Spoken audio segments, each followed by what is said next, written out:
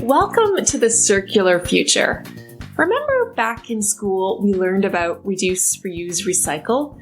And it's largely understood you go in that order. In today's conversation, we deconstruct reuse and recycling in the lens of electronics. If you've got a bunch of retired technology, what should you do? When should you reuse and when should you recycle? I'm your host, Stephanie Mc Larty. Let's get into the circular future. I'm excited for this conversation because when we think about the question, is reuse always better than recycling? Intuitively, the answer is probably yes, but it's like we know there has to be more factors to think about. There is more to the story. But what is that story? For companies who have pallets of computers or cell phones that they no longer need, or perhaps storage rooms full of retired tech, I've definitely seen those, what should they be thinking about? I'm joined by two industry veterans with rich experience in reuse and recycling. Mark Cooper, Quantum Lifecycle's VP of Business Development for ITAD, and Clayton Miller, Quantum's VP of Business Development for Recycling. Welcome to you both. So we're talking today about reuse and recycling. And there's this tendency to think about reuse versus recycling. I know it's not that way, but it is kind of fun having both of you here, almost like a battle of the bands, with Mark representing reuse and Clayton representing recycling. But let's get into it. So let's talk first about reuse, Mark. What would you say are the benefits of reuse? It's a great question, Steph. So, for every device that's reused, it's not so much that it's not recycled for, commodity and precious metal recovery. It's that a new device is not being made to take its place. So the best way to recycle is to reuse. You prolong the life cycle of an asset, and it protects, obviously, it protects landfill, or it helps with landfill diversion, because not only is it not going to landfill, it's not being recycled at all. It's actually staying in active use. And it prevents the mining of precious resources and precious metals and protects the environment in that way. That sounds great. And what about the financial side? The financial side is very dependent on the devices themselves. But, many people, organizations believe that their stuff is old, it's scrap, it's junk, it's end of life, it needs to be disposed of. We reuse assets that are 10, 12 years old. So maybe they aren't being reused locally. Maybe they're going offshore, but they're going offshore to be reused by somebody who doesn't have a device to use at present. So it's a win-win. That's awesome. Okay, so what about recycling? Because that's a great case for reuse. So what about recycling? Actually, it's funny to have the recycling guy here espousing the benefits of reuse, because ultimately I think the conversation in recycling has shifted over the last, several years, decades, from when it comes to electronics. Early days of this industry, there was a large amount of conversation around the security of data and so on. And I think our industry went in a direction of, you need to destroy things, you need to recycle things. Reuse is actually bad. What we've found over time is, as the technology has improved around data sanitization and so on, that the options for reuse have really ramped up over the last few years. And then when you combine that with movements around design for the environment and so on, there's an increasing drive by customers for us as recyclers to try and maximize the use of an asset through refurbishment and reuse. I'm here to say that ultimately, as a recycler, we are also trying to reuse as much as possible. Ultimately, there does come a point where it's at its end of life, and at that stage, you really are in a position where you want to work with a recycler that's doing the right things, doing it properly. And there's still environmental benefits to recycling, of course, right? So it's definitely better than landfill or the alternative. Well, and in recycling, we're essentially reusing the commodities. Exactly. Right? It's reuse of a different order, essentially. I would say that reuse of the whole device for its core functionality is number one in that hierarchy. Number two is the harvesting of components that are within that device that could be put into something else that needs to be repaired, and obviously the last option being commodity recovery, which is still a form of reuse, just at a different scale and level. Yeah, absolutely. Mm-hmm. So in terms of products and reusing products, can anything be reused, or what are we seeing as being the prime reuse products? So to a point, anything can be reused. Obviously, age and condition will ultimately, tell the tale on an item by item basis whether something can be reused. But, we reuse items across probably 35 or 40 different categories, from laptops and desktops and monitors to components, accessories, peripherals, printers, cell phones, tablets. Like, it's really a long list. So, I realize I didn't actually answer your question about the financial impact, so I'm going to answer it now. Great. From an organization standpoint, the benefit of reuse is that if an organization is disposing of obsolete assets that they're no longer using, we can pay them for those devices because we're going to sell them on a secondary market, as opposed to recycling, which most of the time is a cost to the organization that's disposing of the items. So it really is a win-win in terms of environmental and financial benefit. Back to your question about which items can be reused. We're entering this, age of the Internet of Things and wearables and, technology in everything, on everything, through everything, with everything. So AirPods, things that go in your ears, on your body, there is a market, but it's much smaller, and it's a bit more nuanced than, say, laptops, desktops, monitors, everyday devices, cell phones, tablets, everyday devices that everybody uses.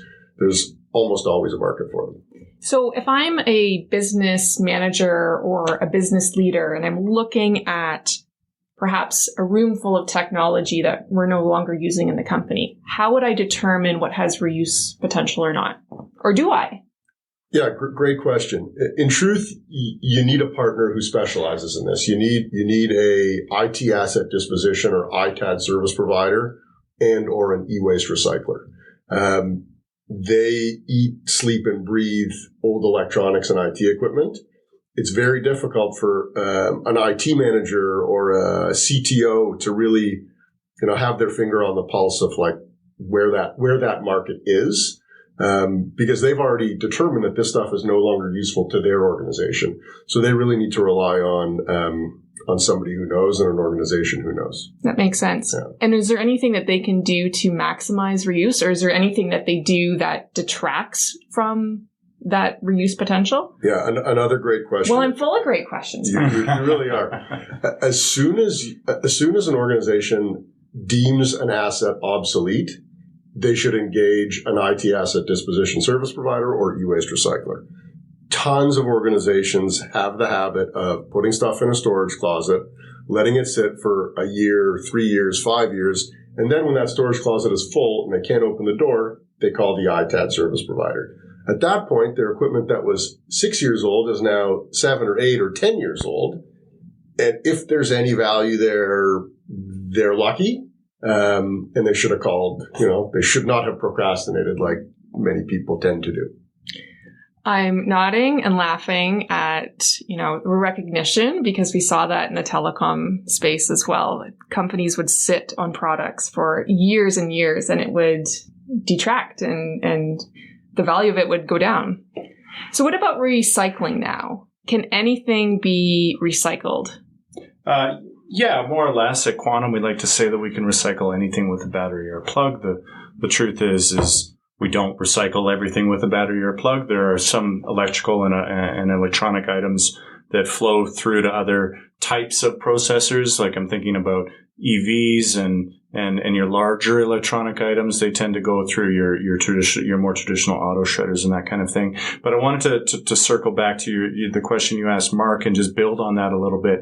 I think to the point about when you should call, like Mark said, when the asset is being retired, because the longer you wait, the more likely that it's going to get recycled and not reused. I think the other thing that a lot of IT managers do is they maybe rely on the vendor from which they're buying their new equipment from to help them with the disposition. The truth is that vendor is not interested in helping you maximize the value on your old assets. Often they're talking to a company like us on how to do that anyway. So you can work through them, but we would actually recommend that you engage a company like Quantum and there's many other companies like us that has the right standards, that has been audited to these standards, and that has a track record of success. But ultimately, it's around this idea of treating your IT disposition not as here's my good stuff and here's my bad stuff, but ultimately I have assets to dispose of. I'll let the experts figure out the best way to manage those. We often get calls where they're like, hey, I've got a room full of old stuff. Come take it away. By the way, I don't have any budget for this. And then you go in and you realize that what you're looking at is a stack of monitors and printers and all the computers and laptops are gone. And you ask, well, what happened to those? And they're like, oh, somebody else took those. They even paid me for them. And of course you say, of course they did. That's the stuff that's worth money. And guess what? Now I'm going to charge you to take this stuff away. Had you called me at the outset, we'd probably be talking about us taking all this stuff away and still paying you. So basically think holistically at your situation, what you have coming out. Absolutely. Now you mentioned standards and having the appropriate standards. What are those standards? Yeah, I'll speak to the recycling standards. There's also ITAD standards, which I'm sure Mark will get into. I think that at a basic level, not all electronics recyclers are created equal. I think we like to portray ourselves as kind of all doing the same thing, but when you look under the hood, pull back the sheets, it really is a dog's breakfast in terms of the types of service providers that operate in the market. Everyone from your local scrapyard, which, they take in computers, and might be even doing a bit of dismantling, but they're definitely not operating to any kind of data security standard that you might be comfortable with. But ultimately, without getting into all the different ways that one can be a bad actor, at the end of the day, anyone with an R2 standard, which is the global, it has emerged as sort of the global certification by which electronics recyclers and ITAD service providers operate. If they're R2 certified, you're well on your way to having chosen a good provider. If they're not R2 certified, I would quite frankly say that you probably shouldn't use their services. I think there's a couple other standards. In Canada, we're lucky in that we have a national organization called EPRA. They manage most of the provincial electronic stewardship programs, and through that operation, they run something called the RQO, which is the Recycler Qualification Office. So you're looking for R2 certified recyclers, even better, an RQO certified recycler. And ideally, you want one that's providing both the recycling services as well as the ITAD services. And these standards basically just mean that the recycler has been looked at from a health and safety perspective, from a security perspective, from an environmental performance perspective. And it means that at the end of the day, as an IT manager, you can be assured that, the data on your devices will be destroyed appropriately, that your devices, that the people processing your e-waste will be doing so in a way that's safe, and ultimately that the environment will be protected, and that your brand won't be showing up on 60 Minutes or Marketplace in some landfill over in China or the Ivory Coast. Yeah, and that you're referencing a documentary back in, I think it was 2010, 2011, that was really, it changed the space. Yes. You've also mentioned the word ITAD, which means IT asset disposition. And many of the listeners may be familiar with it, many not.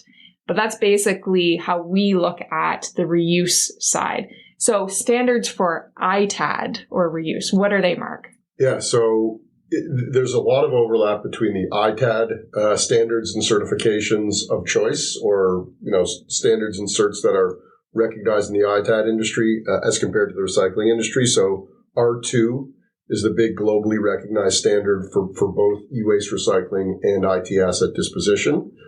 And there's obviously a bigger focus, maybe not bigger, but there's a big focus on data security in the IT asset disposition space. So in North America, the predominant certification comes from an organization called NAID, the National Association for Information Destruction. And they have memberships. So if you're in the space, you can, pay some money, demonstrate that you have some infrastructure that is used to either sanitize or physically destroy hard drives, and you can become a member. Or you can go the next, go the extra mile and get their NAID AAA certification. That proves that you comply to very, very stringent standards with respect to handling data-bearing devices, erasing and destroying data-bearing devices. In other parts of the world, they have similar certification bodies. In Europe, there's a very well-regarded one called ADISA. Not as prevalent in North America. You don't hear about it, but when we're dealing with organizations with offices, headquarters, or ITAD partners overseas, they often ask about ADISA, and we say, we don't do ADISA, we have NAID AAA. It's very similar. Very, very, very security focused, data security focused on the ITAD side, slightly less so the environmental impact, which is, often pushed to the e-waste recycling side of things, but they are inextricably tied and connected. And it's very difficult not difficult. I never recommend looking at either one in isolation. They're always part and parcel, because you can't reuse everything, and you shouldn't recycle everything. You should reuse something. So, Yeah, that's really well said. The whole thing about considering your IT disposition not in a vacuum, that you really look at it holistically with, as part of your refresh cycle. Right. So we talked a little bit about data security, and I'm sure for a lot of business leaders, they're thinking a lot about data security, especially from laptops and computers and phones. Can you walk us through what happens? How do we look at that in terms of quantum? How does a business leader know that their data is wiped? Yeah, it's we answer this question every day for all of our customers. Devices come in, and we go through a multi-step process. We receive lots in bulk, then we sort them and we separate them by category. Laptops go here, desktops go here, smartphones go here, tablets go here, printers go here, monitors and TVs go there. All of those device categories have the potential to have data on those devices. Depending on the age and condition of the devices, they go through a data security process. That data security process may be erasing or sanitizing. We hook the device up to a server, which has software that is specifically designed to wipe the devices. It's not a factory reset. It's not a factory reset. There are devices where the only way to remove data is factory reset, but that's it's part of the same conversation, but it's less, I'd say, less prevalent now as the industry has gotten more sophisticated. If the devices are old or the data can't be wiped for whatever reason, we shred the hard drives. We remove them, we shred them, or the entire device, if it's deemed not reusable, will go to an end-of-life recycling process. The whole thing will get torn down and separated into plastic, metal, circuit board, hard drive. Hard drives will then get shredded before they go to a smelter for precious metal recovery. As part of the ITAD process and part of the ITAD data security process, we provide certificates of data destruction or data security certificates, which is just an item-by-item, line-by-line list of the make, model, serial number, every device we've handled, and how we've eradicated the data, either digitally, erasure or sanitization, or physically by destroying it. And so if a company sends all of their products directly to recycling for shredding, they get one of those certificates? So they may, if that's part of the scope of work that they've organized with the end-of-life recycler, or they may just get a bulk destruction certificate saying your entire load of equipment went through a recycling and destruction process, and any data-bearing device would have been destroyed within that process, but they may or may not, again, depending on the scope, receive that line-by-line certification. On the ITAD side of the world, we always do the line-by-line. Yeah, in ITAD, they don't really do bulk destruction, but obviously in recycling, when we're talking about, Quantum does over 100 million pounds of scrap recycling every year. So to give you an idea, for us to capture the serial number of every hard drive that comes through our building would be it wouldn't be impossible. It's just our customers are not interested in paying for that, because at the end of the day, they're sending us really old stuff, really obsolete stuff, or we're just picking up the overflow from our various ITAD facilities. I wanted to circle back to what Mark was saying around, the steps of securing and managing data, as Mark was describing, are quite complex. I think to put a fine point on why it's important that work be done at a facility with the proper standards, such as AAA, you can see that there's many, many touch points in the handling of that equipment. Many different, frankly, opportunities for things to go awry. And I think the difference in an AAA certified facility versus one that isn't is the cameras, the security system, the fact that every single employee that works in the building has a criminal background check performed against them. The fact that access controls that exist throughout, the software that exists to manage. Those are all the things that are absolutely in place at an AAA facility, where someone else can wipe drives, but if they're doing it in their garage, it's not secure. It's just not. It's just not, yeah. Yeah. Now, you had mentioned something, Mark, before about not everything should be recycled. Clayton, what should not be recycled? What can and cannot? I think we circled to another question earlier. Yeah. So I think, thanks for bringing us back there.